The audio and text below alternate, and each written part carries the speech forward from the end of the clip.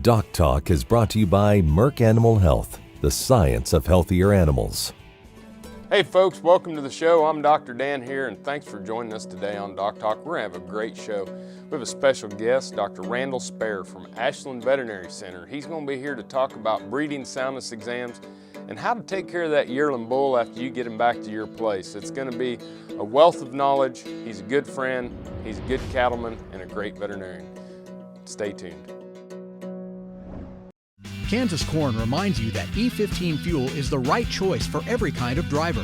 For the car enthusiast, E15 has higher octane. For the thrifty driver, E15 is priced lower than regular unleaded. For the nature lover, E15 provides cleaner air.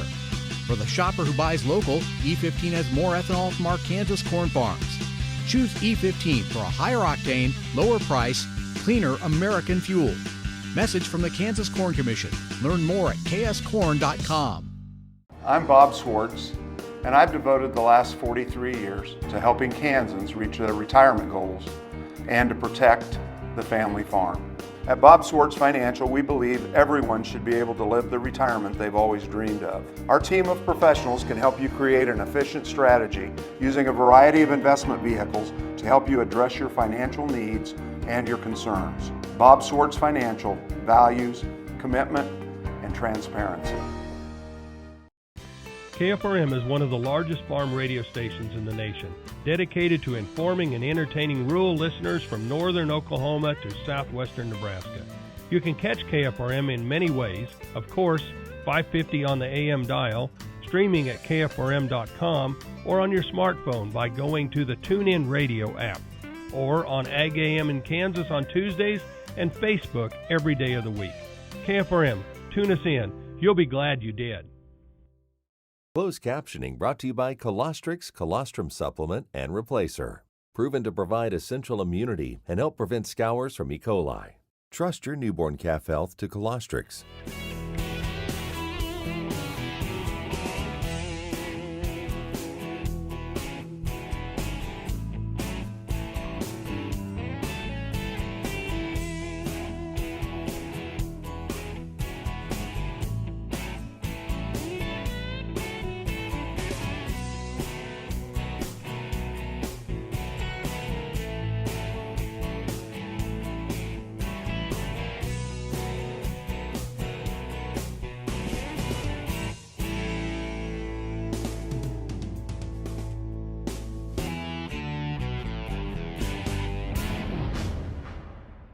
This segment is brought to you by the Beef Quality Assurance Program and the Kansas Beef Council, improving animal care and beef safety for more than 20 years. Dr. Spare, welcome to the show. Thank you, Dan. It's a pleasure to be here. Folks, this is Dr. Randall Spare, who's a great veterinarian in Ashland, Kansas, but an even better friend. And it's my pleasure to have him drive up here to Manhattan, Kansas, not a short drive, to spend time out of his busy schedule to meet with us today. He is the owner and operator of Ashland Veterinary Center, which is probably one of the most progressive cow-calf ranch and feedlot practices in the United States. And thank you so much for being here and spending time with us, Dr. Spare. We're going to talk about breeding soundness exams, something that you do quite a few of, and something that you spend a lot of time honing your skills and working with your clients. That's right, Dan. We probably do in the neighborhood of about 2,000 yearling bulls every year, and probably 1,000 to 1,500 herd bulls every year. So we have the opportunity to see what works and what doesn't work, and we want to put our producers in a position to succeed. Well, when we talk about breeding soundness exams, kind of walk me through, the components of the breeding soundness exam and what you're looking at when it comes to these bulls. First of all, Dan, it's not an exact science. We've put some scientific information together to make it as scientific as possible, but we still have to remember we're dealing with a biologic animal, and we're looking at a very specific part of his anatomy. And when we do a breeding soundness exam, what we're really looking at when we get sperm from that bull is we're looking at what happened 60 days ago. But let me back up even more important. Before we get semen out of this bull, what we want to do is we get this animal in the chute, and we're looking before this animal gets in the chute to see, does he move well, is he lame? We look at his feet when he comes in. We also watch him when he walks out, make sure that he is going to be able to do the job as far as getting the breeding. But when the Society for Theriogenology has set forth a standard of whether a bull passes or fails on that particular day, and we measure their scrotum. On a yearling bull, he has to be at 30 centimeters. If he doesn't pass that, he fails at that particular time. We may say, let's redo him in a month or 2 months when when puberty may increase the size of his scrotum. Also, then when we do massage him and insert our probe and we get a semen sample, we make sure that he has at least a fair motility. And that, here again, if he doesn't have what I call fair at least, or even if he is fair, I may do another ejaculate. I may try 3, 4, 5, 6 ejaculates out of that bull before I'm not satisfied that he's going to produce quality semen. Once I have semen, a sample that I'm going to be satisfied with motility, then we'll stain that semen and look to make sure that he has at least 70% normal sperm.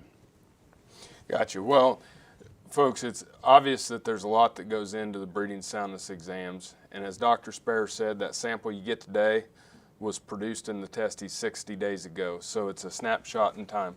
Let's take a break. Let's go to commercial. When we come back, we'll jump back into some of these things on the breeding soundness exams. We'll talk about yearling bulls, herd bulls. Dr. Randall Spare from Ashland. Thanks for watching DocTalk. Hey folks, welcome to our Cattle First Minute, sponsored by Boehringer Ingelheim Vet Medica. And today we're going to talk about clostridial vaccines.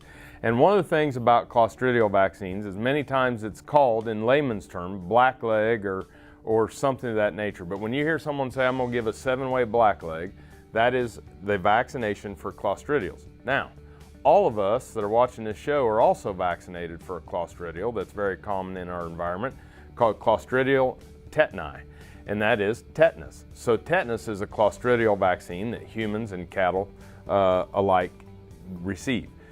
Make sure that we vaccinate our calves that are going to be housed on pastures that are high with the blackleg disease with a 7-way clostridial bactrin. We also want to make sure that we utilize that bactrin when they're going into a grow yard and again at the weaning process. When we want to use clostridial tetani or tetanus vaccines is if you're going to use the technique of banding to castrate bull calves. Always use the tetanus toxoid. Clostridial vaccines have been around forever. They're one of the most effective vaccines that we have in the world, and they work really well.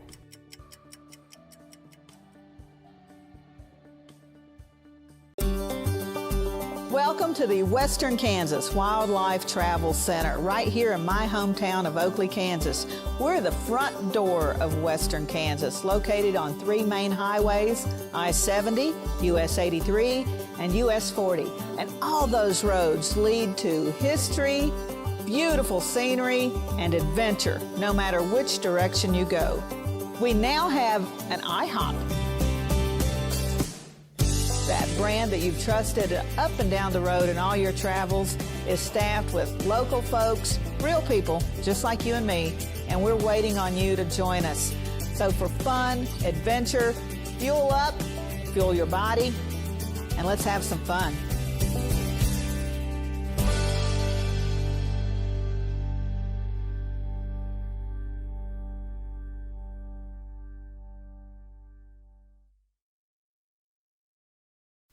Valley Vet Supply is devoted to providing information and professional quality products at reasonable prices. Valley Vet Supply. This segment is brought to you by the Beef Quality Assurance Program and the Kansas Beef Council, improving animal care and beef safety for more than 20 years. Hey folks, welcome back to DocTalk. Dr. Dan Thompson here with Dr. Randall Spare, who's a veterinarian down in Ashland, Kansas, and he owns and operates Ashland Veterinary Center.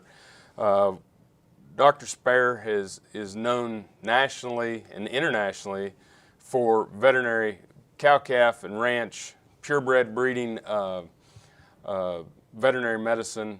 Very fortunate to have him as a Kansas State alumni, and very fortunate to have you on the show. Let's talk about your yearling bulls, because there's some difference in bulls, yearling bulls that you're going to sell and test in herd bulls when you're doing these breeding soundness exams. So kind of walk me through, at least start out on some of the things when it comes to these young bulls. First of all, Dan, we have to really put in common sense. When it comes down to, would I pass this bull, would I use him on my cows? Do I feel comfortable that he's going to go out and breed those animals and we can put him with 20 cows? But let's back up. So why are we testing yearling bulls? That's what the industry wants today. 30, 40 years ago, when your dad was a veterinarian, we used 2-year-old bulls, but nobody wants to wait to buy a 2-year-old bull anymore. We'll sell lots of bulls in this country that are between 12 and 18 months of age. So that bull has just passed through puberty. He may have some immature problems, but first of all, when we're looking at that spermogram, we want to make sure that he has enough normal sperm to breed 20 cows. Okay, so you're looking at this yearling bull. He's going to go out. He's going to be able to cover 20 cows, and so the development then at a yearling, he's not done growing. He's not done fully becoming sexually mature as well. That's correct. So when we're doing a BSC exam, we're really careful not to say this bull fails today. Well, when you're kneeling beside a bull that can bring $10,000 and we say today he's done. No, today he may not pass this exam. We may put him to the side and retest him 3-4 months later. So when you're so it goes back to, again, it's what you're testing today is really 2 months ago. That's right. And so if you have a bull that's in the chute that's 18 months old, that's the sperm that was produced when he was 16 months of age. And so delaying that then may just allow this bull to mature more and develop more. That's right. For instance, Dan, remember that time in this last December when it was minus 12 degrees for about 3 or 4 days? That's going to have effect on the spermogram of these bulls if those bulls were in a place where they couldn't get cover, they couldn't protect themselves.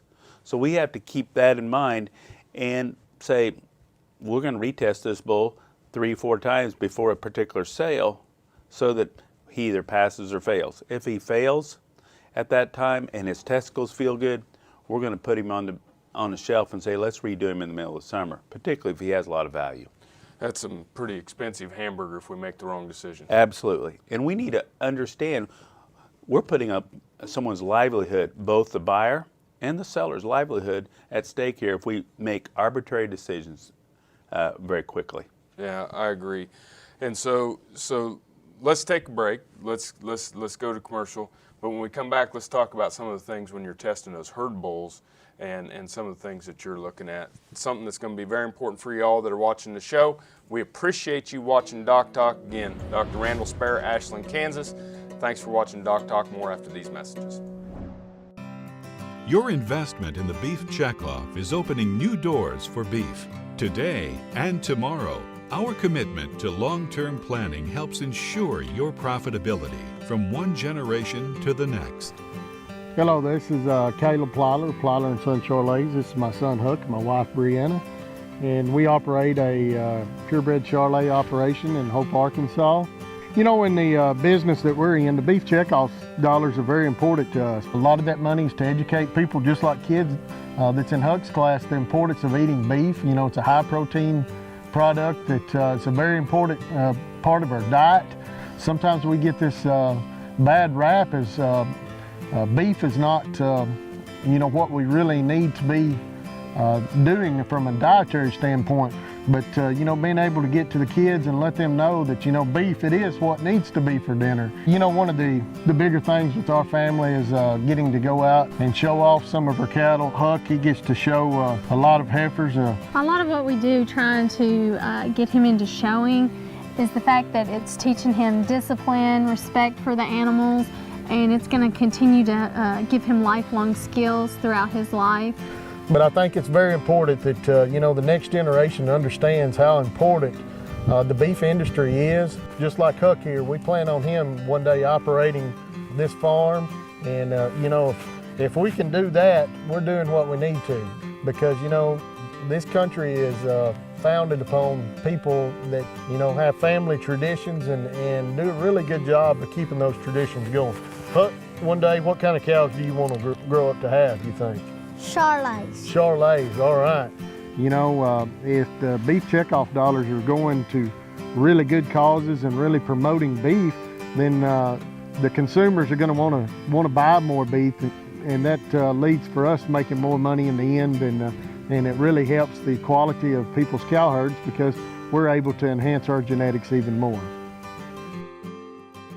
I'm Bob Swartz, and I've devoted the last 43 years to helping Kansans reach their retirement goals and to protect the family farm. At Bob Swartz Financial, we believe everyone should be able to live the retirement they've always dreamed of. Our team of professionals can help you create an efficient strategy using a variety of investment vehicles to help you address your financial needs and your concerns. Bob Swartz Financial values commitment and transparency. Sure Crop Fertilizers was started by my father, Don Sherman, and my mother, Shirley Sherman. Family business has started in the 80s.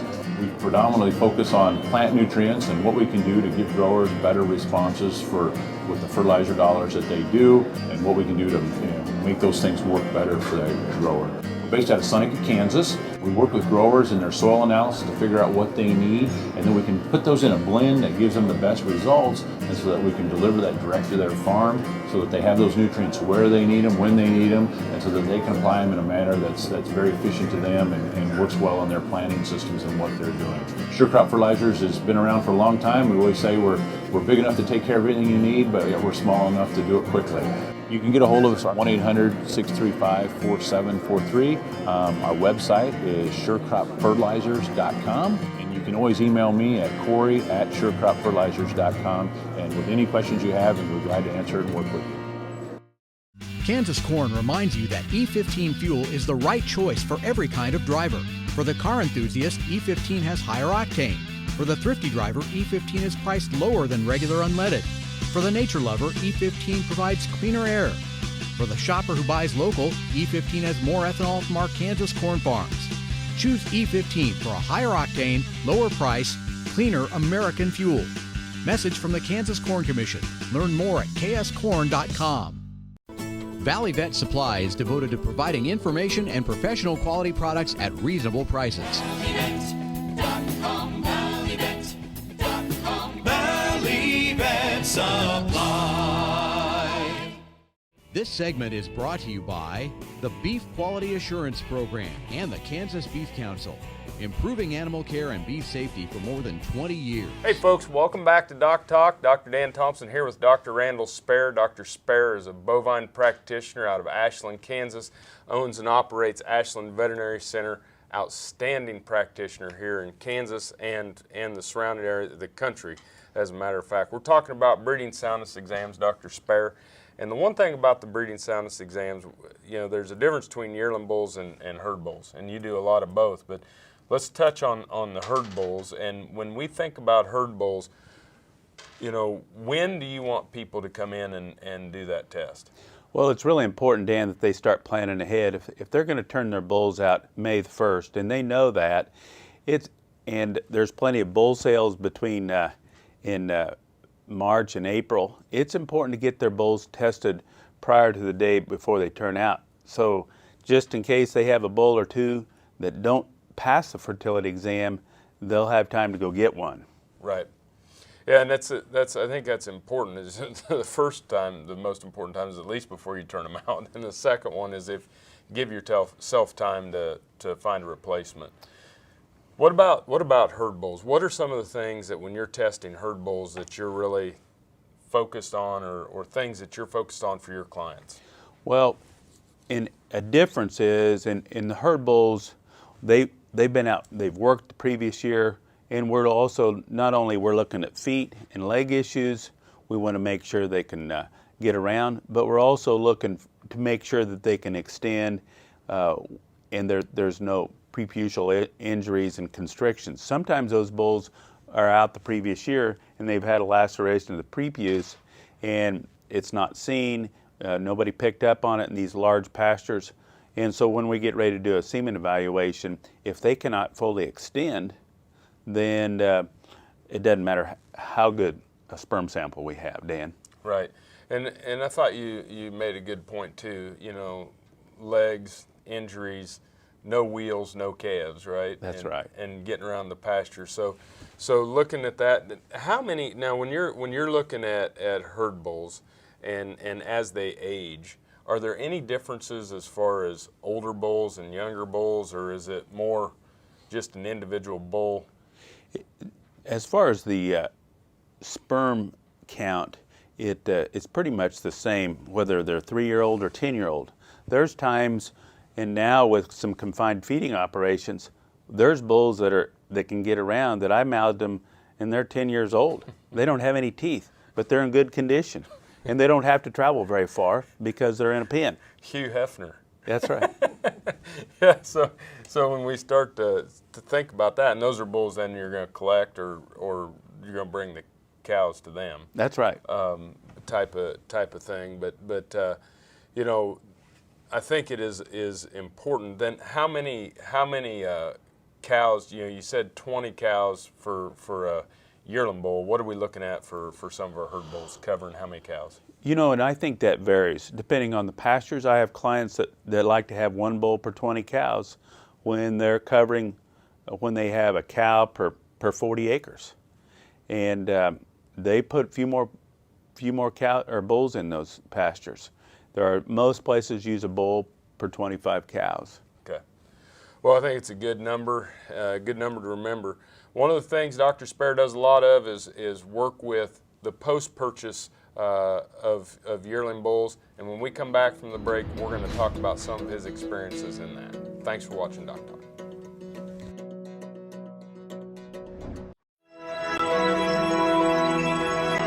Highways 40, 83, and I-70 come together right here in Oakley. Roads that lead to businesses, to magnificent rock formations, to scenic vistas, to places where legends were made. Roads that lead us home. Discover Oakley, the gateway to Western Kansas. The Kansas Wheat Innovation Center in Manhattan is rediscovering ways to get improved varieties and new genetics in the hands of farmers faster. Grower-led and checkoff-funded research initiatives are bringing about positive change. This grassroots leadership provides a strong voice in Topeka and Washington, D.C. Now is the time to partner with Kansas Wheat in moving wheat forward. Kansas Wheat Commission and Kansas Association of Wheat Growers. Farmers investing in their future and yours. Log on to rediscoverwheat.org. Kansas Farm Bureau has served farm families and rural Kansas for more than 100 years, and we're pleased to offer new healthcare coverage choices for Kansans in 2020 through Kansas Farm Bureau health plans. No matter what stage of life you're in, we'll have options that fit your lifestyle. Plus, our network of providers is one of the largest available throughout the state of Kansas and beyond. For more information, including the different plans available, or to get a quote, visit kfbhealthplans.com. Valley Vet Supply is devoted to providing information and professional quality products at reasonable prices. Valley Vet Supply. This segment is brought to you by the Beef Quality Assurance Program and the Kansas Beef Council, improving animal care and beef safety for more than 20 years. Hey folks, welcome back to DocTalk. Dr. Dan Thompson here with Dr. Randall Spare. Dr. Spare is from Ashland, Kansas, owner and operator of Ashland Veterinary Center, where he does a lot of work on purebred animals, does a lot of work in herds in the region, nationally. Very well respected bovine practitioner. Wonderful to have you here on the show today. And we're talking about breeding soundness exams. So now we got the bulls tested, they're good, they're sold. And I know you deal a lot with helping people keep these yearling bulls in good condition so that when they get home, they're going to be able to do what we intended them to do when we purchased them. You know, Dan, I think that's right. And where I have an opportunity to work with some seed stock producers, I often get a call from them that says, Randall, can you call this individual in Missouri or Arkansas that just purchased this bull, and he's got some questions on how to take care of him. And I think that one of the things that good seed stock producers will have a follow-up team. They'll have veterinarians that maybe call for them, and we look at that as part of our job. Dan, so I think it's important that when a producer gets this animal home, particularly this 12 to 18-month-old bull, they're still a young man. They're a youth. They're getting their mature teeth, and when these producers say, this bull falls apart, well, Dan, they're just getting their first two incisors at 18 months of age. Right. So they've also maybe raised in an arid environment like Southwest Kansas. When we have drought, we don't have very many parasites. We send them to Arkansas. Maybe it's a good thing for let them be exposed to parasites and then reworm them after they've had that opportunity. Another consideration is what's your anaplasm situation in your area when you take these bulls that haven't been raised in an anaplasm environment. Yep. So be cognizant of what diseases you have that they didn't have before. Yeah, we have obviously the normal testing with TB and brucellosis and things like that you're handling before they get there. But we have to remember that there are different, tell them to work with you, work with their local veterinarian, have you and their local veterinarian work together to talk about what these bulls have had prior to getting there. It gets down to communication and a general understanding of health. That's right, Dan. And just this week, I had a call from a veterinarian from Missouri that his client had purchased a bull from one of my clients, and we had a good dialogue. And so we're building relationships all over the country. You bet. So what about, you mentioned parasite control, you mentioned anaplasmosis. Anything that they need to do as far as feed when they get those bulls? When they get those young bulls home, remember, they're still growing, and I think it's important not to throw young bulls out with a whole battery of aged bulls and just say, well, you guys decide who's boss today. Because we know that those young guys that they've made tremendous investment are going to get the tar beat out of them. It's a common sense thing. Bring them home, let them be by themselves, acclimate them to younger bulls, and then maybe even put them in pastures with young bulls. That's a great idea. It's a lot of great information. Thank you for spending time with us. Thanks for spending time with the viewers, folks. Dr. Randall Spare, just a wealth of knowledge when it comes to anything bovine. Thank you for watching DocTalk, and if you want to know more about what we do here, you can find us on the web at www.doctalktv.com. Remember, always work with your local veterinarian. Thanks for watching the show. I'm Dr. Dan Thompson, and I'll see you down the road. Closed captioning brought to you by Colostrix Colostrum Supplement and Replacer. Proven to provide essential immunity and help prevent scours from E. coli. Trust your newborn calf health to Colostrix. For more information about this program or previous programs, go to DocTalkTV.com.